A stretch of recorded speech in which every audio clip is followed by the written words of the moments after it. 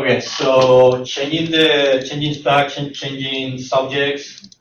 I think this may be interesting for some people. So I've been doing this like pretty much 100% myself. Like all SadServers, I have some people helping me with scenarios. I pay for them.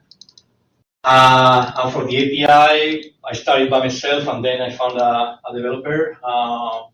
So now we're like two people. But these some remarks okay, so I'm trying to do things like the same as if I was working with a team. Some DevOps mentality or stuff, like I tend to release things like small and frequently, and kind of like canary releases. So right now I'm in the middle of migrating. I migrated to like the new Kubernetes cluster, haven't destroyed the older one, but like some scenarios I haven't moved to that before I had like the first one St. John, I haven't moved to back to the Kubernetes cluster. I'm using Terraform for infrastructure. Maybe I'm not doing all the modules I should, but yeah, so it's declarative infrastructure as code. I'm using GitHub Actions for CI/CD. So I have built-in tests. When I push something, it deploys to the staging server.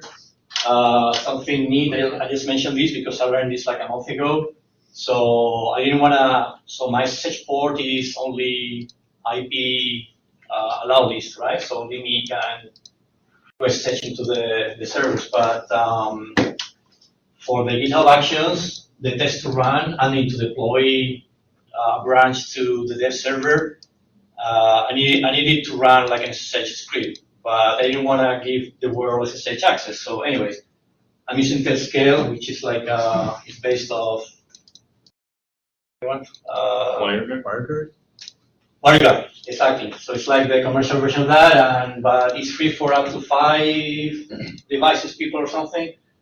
So yeah, it's not something, another neat trick. I'm doing pull requests, even if I'm mostly developing myself, but I can show you this if you want. It's nice because everything goes like in one blog. I mean, there's some religious people now, like, oh, don't do this. It's all like Trump-based development, but it's nice because like GitHub Copilot and Mentat, if you have credits, it does like a nice review of like, it catches some stuff. Feature flags for big projects. So as you saw, I have in the dev server like the playgrounds, but if you go to the semi-early in production, you will see.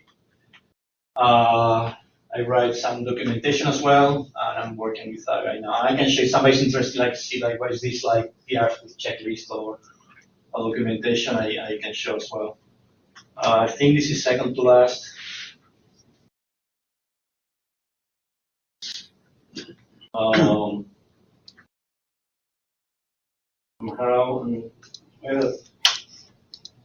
Some funny mistakes, yeah.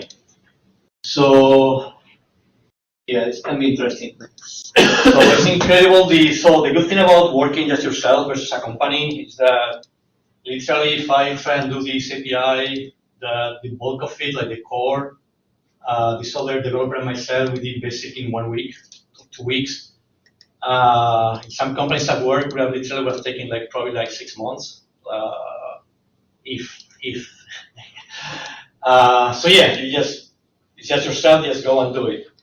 But security, I spend a lot of time with like security. Security means mostly like, besides like people running like, I don't know, like Bitcoin mining or keyporn or something like that. So in SadServers, I solved that by all the VMs are private network, so you cannot go in and out. You can only go in through my proxy.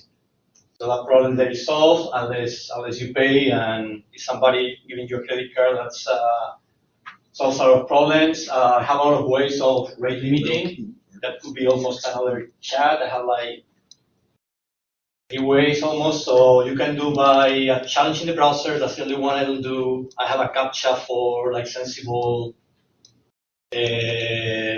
reset password and stuff. Like somebody was hitting that one day really hard. I also have rate limiting in the database, as in I check this person by account and by IP address. And I also have rate limiting in Nginx in the server, like how many posts can you do. So anything that is crucial is a post. Otherwise, gets, I don't care, but there's no reason why somebody will gonna be like clicking 5 times in a row, give me a server, give me a server. So yeah, security is being like spend a whole lot of time, like, somebody by mistake or on purpose create like our resources or hosting stuff. Cloud cost, so the VMs in AWS spot instances are really cheap. They are like fractions of a cent or something like that. But Kubernetes, managed Kubernetes in Google Cloud I'm using is super expensive. And I'll show you, that's the screen I had before the presentation. And this is in part like a skills issue, like not knowing, but other some defaults that they have. So like you create a cluster by default, it creates like 4 zones. By the way, several people are gonna kick me out of the guild, but I think zones are like super overrated. Like a zone is literally 2 or 3 data centers, and for one to go down, like, I don't know, people spend a lot of money in that. So what GCP does in their clusters is like, oh, you have a cluster, so 4 zones, so you're gonna have like 4 nodes. So each one, at least one, not 4 CPUs, 4 nodes. I don't know if you guys have done, you folks have done this trick of like, if a server is gonna run out of space, you have like a big file and then you delete it so you have space. Sounds like a joke, but I've seen it done. So Google does the same thing for their nodes. So they have a pod there called Balloon, and it's just sitting there, wasting 1 CPU, and then if somebody comes in, they just eject that. So yeah, you're paying for that. And some metrics, oh, these are all free, whatever, and then, yeah, $3 a day. Anyway, so that was a challenge too. Since I have it here, I'm gonna show, I think it's this one. So yeah, you saw here that I have, my workload is basically, I have these 2 scenarios. I have like 3 scenarios there, like running. They are like using 0.05 CPUs, I think something like the least, or 0.3. LSOF needs a bit of CPU, annoyingly.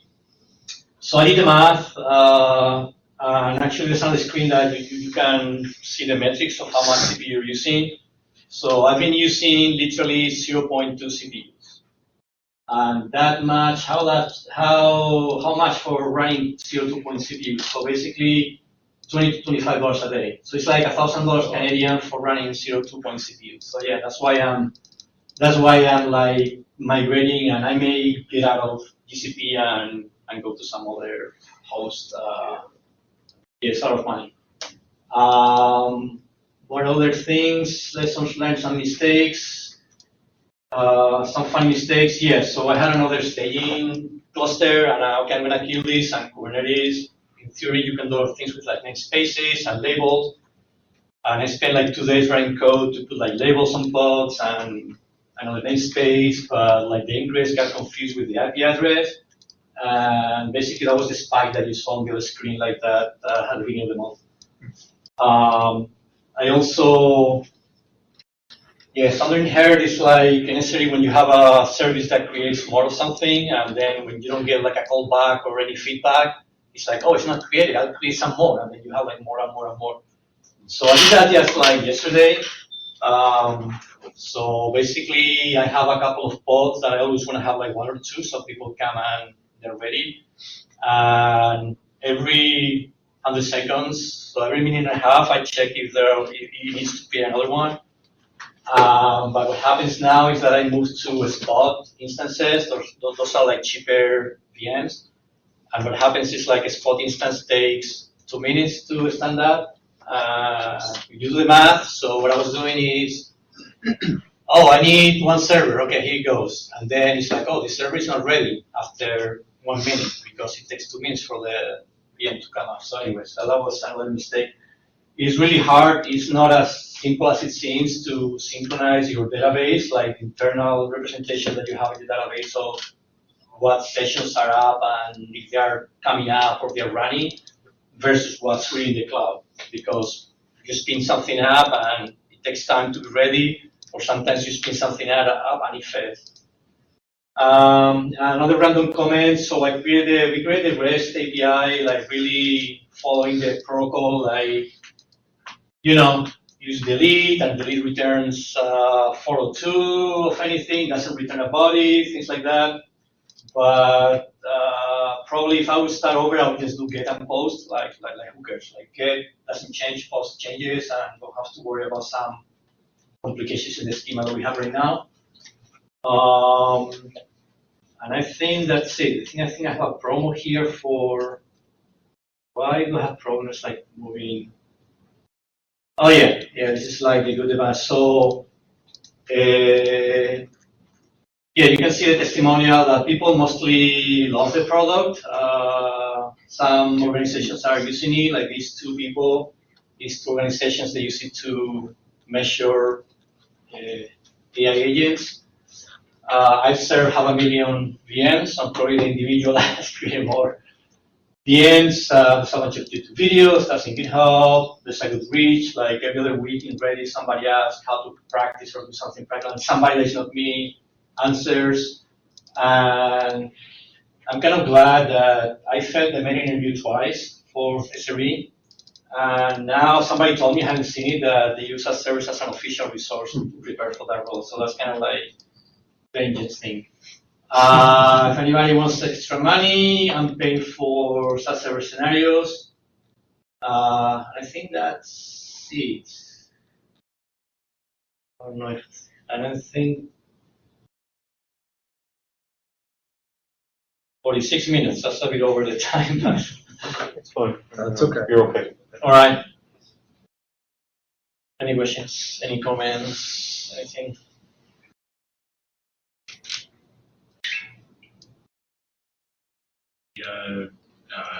The people running AI agents on it, are the agents any good? They have a paper. I have to find where they.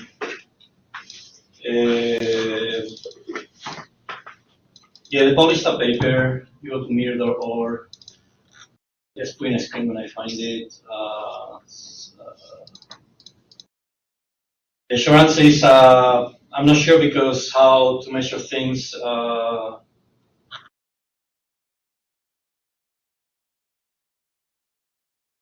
And they also measure, like, depending on. Oops.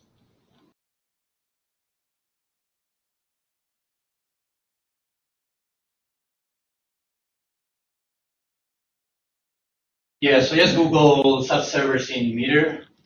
They mentioned me that they're using it here, and they wrote a paper. I mean, they've written several papers, but they have a paper here. And I mean, I'm not going to read it, but basically, depending on the agent, depending on how many tokens, so on and so forth. But yeah, I'm not.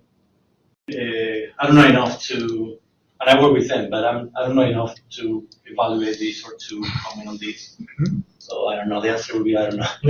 Like it solves some, yeah. No, finish. Yeah. Like I know it depends. Like it solves some of them, but some of them they may need like better agents or something. So they like it because there's like an objective. They have like a way, but they like it that they have like this script is like you solved it or you didn't, and yeah. So I'm interested in your transition from pure VM to Docker.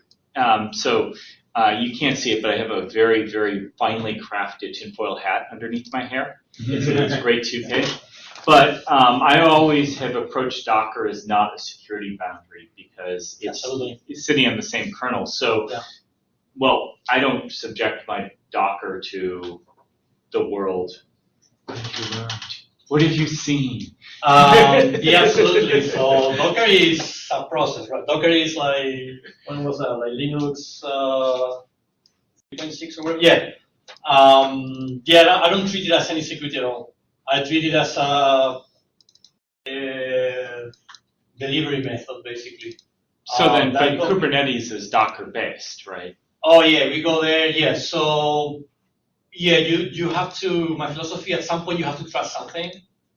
So in my case, I trust that we cluster this product. I can put it there.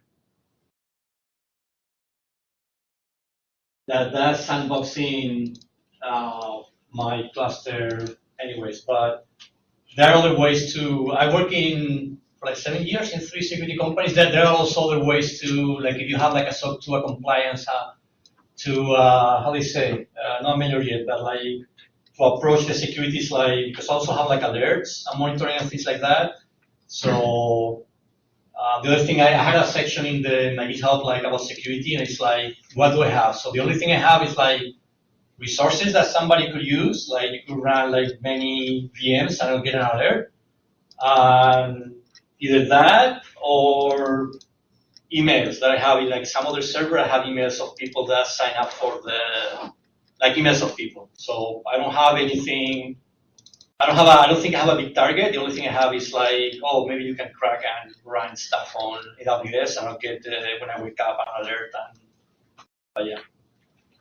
But yeah, you're absolutely right. Like Docker is not any. It helps, but it's not secure by default. There's always gvisor. There's always gvisor. I don't know what that is. I think. Basically, like proxies all the system calls your container makes. Okay. Yeah. So yeah, Docker has some filtering of system calls, but maybe more of them. Yeah. And it has some stuff like the Docker. Let me see if I can find the code. But you can, in Kubernetes, I mean, there are like some ways to prevent some of those calls, like don't run don't give like network privileges and stuff like that. So let me see if I can find quickly the code for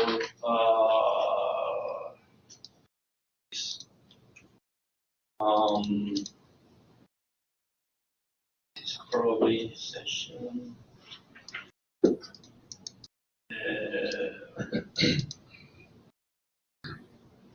But yeah, at least even if Docker by itself is not secure, but there are like some, especially running Kubernetes, like you can tell the system it's not allowed to like make like network calls and things like that. That's the one that I have.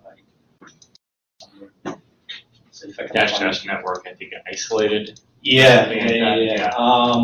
Yeah. I also have, besides this isolation, I also have in networking rules. Like I said, I spend like about half of my time or a third or something thinking about this stuff. For sure, having a couple of them, but also have rules like even if this is supposed to be stored and everything, like pods cannot like go anywhere outside of their namespace and stuff like that. Yeah, I forgot where this is. What file do I create? Oh, this in GCP.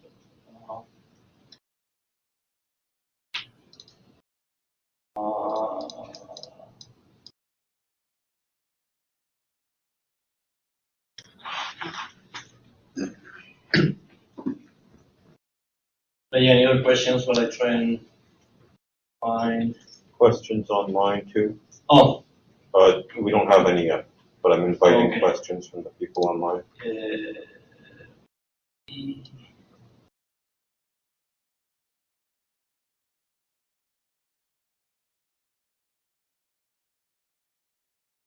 Are there other questions from people in the room?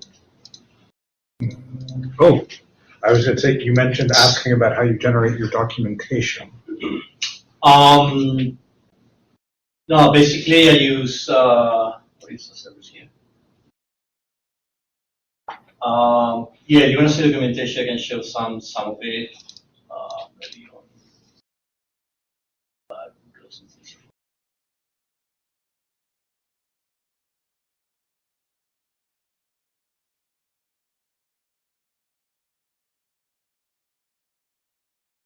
probably going to see documentation for, sorry.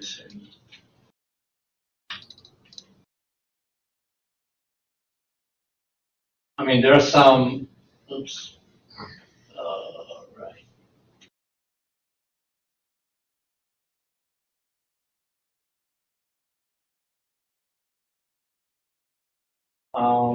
Okay, so for the pull request, for instance,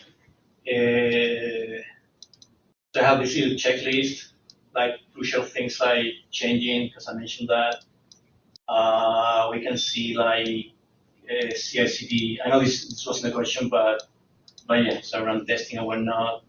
And I have documentation, a big README. So basically, if somebody comes, like one of you guys tomorrow is like, okay, I want to work on this or something. It's like most of you read this, like, my rules. So basically, you Docker compose up and it should run. A friend of my son's, he helped me for like a month or something just because of his was bored, and he helped me a lot with like the running in Docker and linting and stuff like that. But yeah, basically how to run Terraform, how to install Django. I also have, I can show if somebody's interested, like other auxiliary stuff. Like I love Sentry. So besides the cloud provider, Sentry is the only thing I pay for. So it's super awesome. Basically gives you like errors that you have in the application, and you can say, oh, I don't only want to spend up to like $30 or something, and that's it. So it's originally a Canadian company. So yeah, I have like UV I mentioned before. I mean, this will be like a whole nother. I'm not like super expert in Python, but another presentation like Python package management is really. I mean, it's a lot of pain. Like dependencies and a library. I've had like even stuff in like Docker, but because it was like Docker pulled from another image, and then things age, and then one day the image stopped working. So, but UV almost or pretty much solved the issue, but yeah, so we had to work on like how to work with that, talking about Docker or DCP, I don't know, using Terraform. This is when I use like to production staging, then I kill staging. Yeah, so basically I have like some decent documentation. I don't know if that was your question or something, yeah, or you say that, yeah. You'd mentioned in one of your slides that you would describe more about your documentation if we asked. Yeah, like I would show that, yeah, if somebody says anything like, this is just basically to say that a lot of people is like, oh, run fast and break things, and you're developing for yourself. You can you don't even use to use Git, just because you don't have a team or anything. But it's amazing. Like this, it helps you a lot. Like when you write, you have to think about things and even just explain to somebody else. And again, there has been like only 2 other people. One that was only for a month, and now the developer that probably doesn't need this. But yeah, I've been doing it. I mean, it's not like best documentation in the world. I'm not documenting everything. But yeah, encourage everybody that is working on a side project or anything to actually write this documentation. So this is the one for like all the commands, and the good thing is like you document something that can be the beginning of automation, so you can start like running a script and then automating stuff. For SadServers also, I mean, that was the same kind of like this web server. Like I didn't lie too much when I said that I have like this in documentation. So yeah, how like architecture, how to install locally, you can run without Docker, you can run in Docker. Has some guidelines, and I just wrote for like 1 person or 2 people.